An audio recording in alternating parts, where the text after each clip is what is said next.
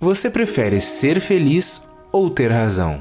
Provavelmente você respondeu ser feliz, mas viveu a vida inteira tentando ter razão, e vai continuar assim.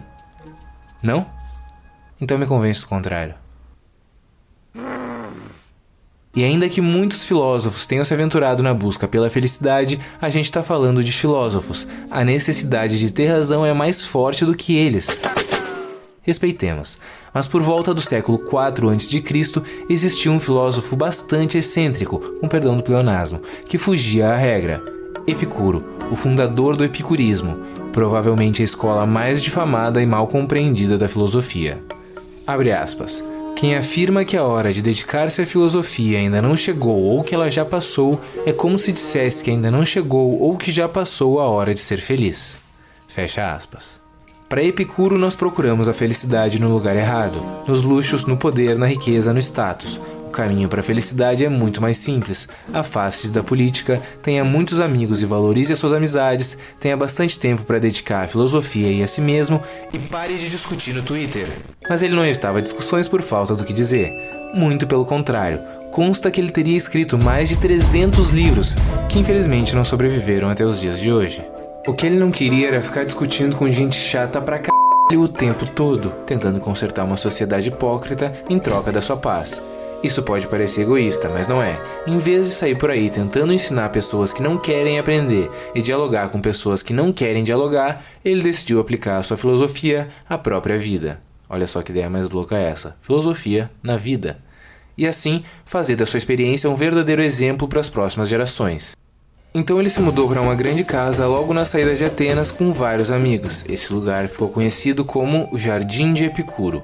Ninguém trabalhava além do necessário para a manutenção da própria comunidade, cada um tinha seu espaço particular, eles passavam bons tempos juntos filosofando nas áreas de convívio e Epicuro lecionava no jardim. De acordo com o epicurismo, o bem maior e a busca fundamental do ser humano é o prazer, e a sociedade da época entendeu. Beleza, então basicamente... orgia? Mas não era disso que ele estava falando, mesmo que até os dias de hoje a maioria das pessoas ainda pense que era.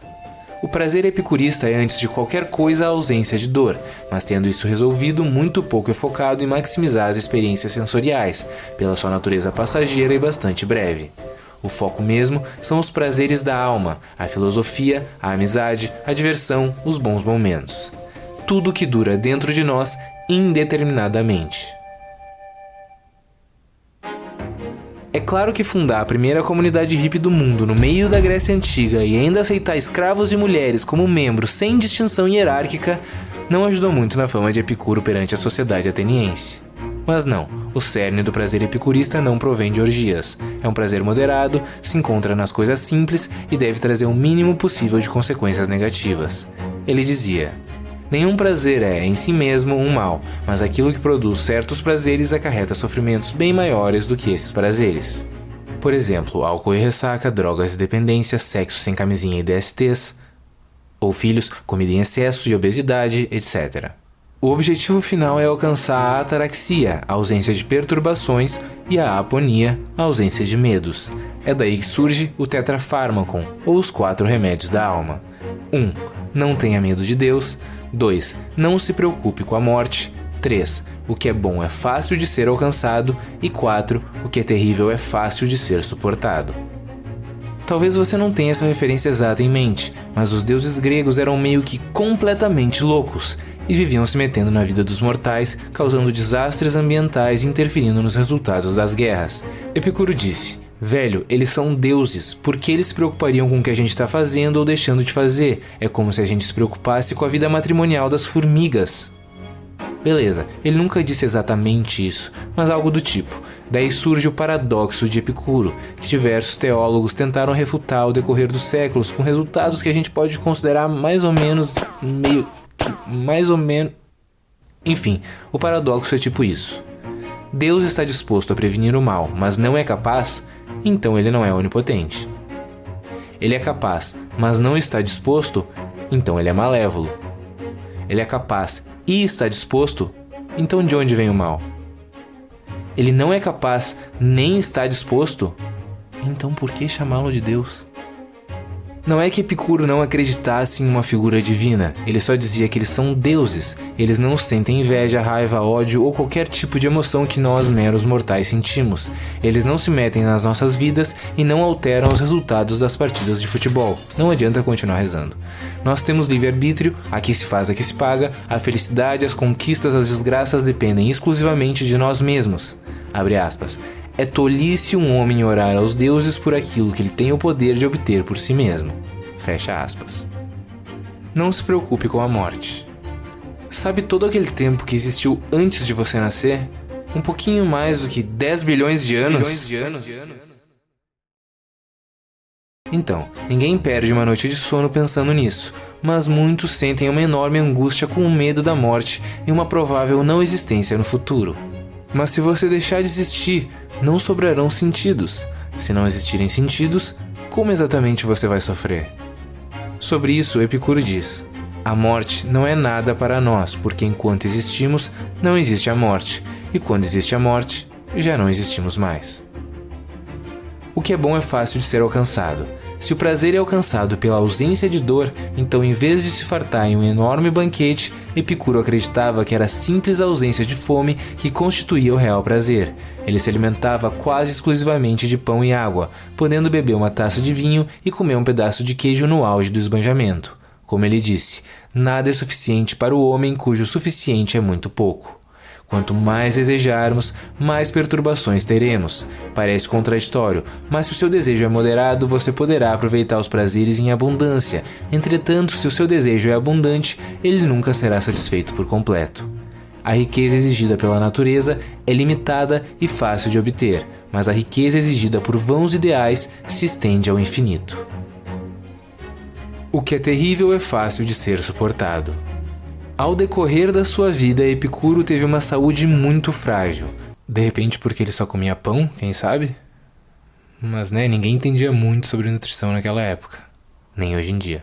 Enfim, essa condição fez com que ele entendesse como suportar momentos de muito sofrimento e concluir que a dor, na maioria dos casos, quando é aguda, não é duradoura e quando é crônica, se torna suportável. Isso é cada vez mais verdade graças aos avanços consideráveis da medicina. E, em último caso, sempre teremos a liberdade de optar por uma saída que é, digamos, menos convencional. Mas mesmo sob extrema dor, as lembranças dos prazeres da alma podem garantir a felicidade. Nos seus últimos dias de vida, ele escreveu uma carta ao seu amigo Meneceu, que ficou conhecida como Carta sobre a Felicidade, na qual ele contava que sofria de uma dor extenuante nos rins e no estômago, e que mesmo assim se sentia feliz por lembrar de todas as conversas filosóficas que partilhou com o amigo. Ao decorrer dos anos, o epicurismo foi construído e desconstruído, difamado e reerguido, mas segue até os dias de hoje mal compreendido por muita gente. Às vezes, pela simples associação ao prazer, o epicurismo leva uma fama enviesada, de um hedonismo sem ponderação, que é algo totalmente contrário à sua filosofia. Mas vale pensar no quanto podemos aprender com seus reais ensinamentos, que redirecionam a nossa atenção ao que importa de fato e falam diretamente com os dias de hoje, que curam os males da alma, nos livram dos medos irracionais e nos botam no caminho certo em direção à felicidade. Tirando a parte da dieta, pelo amor de Deus, pão e água, pelo menos um multivitamínico, fruta, proteína, sei lá. Tentamos a todo custo apertar os parafusos dessa máquina gigante, potente, desenfreada e necessária chamada sociedade. Quando notamos que somos muito pequenos para fazer isso sozinhos, pensamos em fugir, deixar essa máquina cruel para trás. Oscilamos constantemente entre esses dois extremos, mas a conclusão final não importa. O nosso maior erro é acreditar que temos que fazer qualquer uma dessas coisas sozinhos e envoltos por tantas perturbações mentais. É impossível não imaginar o que Epicuro pensaria sobre tudo o que se desdobrou dos seus ensinamentos, de um simples jardim na periferia de Atenas para ficar marcado eternamente na história da filosofia, influenciando a vida de inúmeras pessoas, os pensamentos de grandes filósofos e o funcionamento da própria sociedade. Por fim, há de se imaginar o que ele pensaria se o seu jardim alcançasse 1 milhão de inscritos no YouTube. Eu nunca quis agradar as multidões, pois aquilo que eu sei, elas não aprovam, e aquilo que elas aprovam, eu não sei. Você pode baixar essa tela final na descrição e no primeiro comentário. Se você gostou do vídeo, deixa o like, compartilha, se inscreve no canal e ativa o sininho para receber notificação a cada vídeo novo. Ainda vem muito pela frente.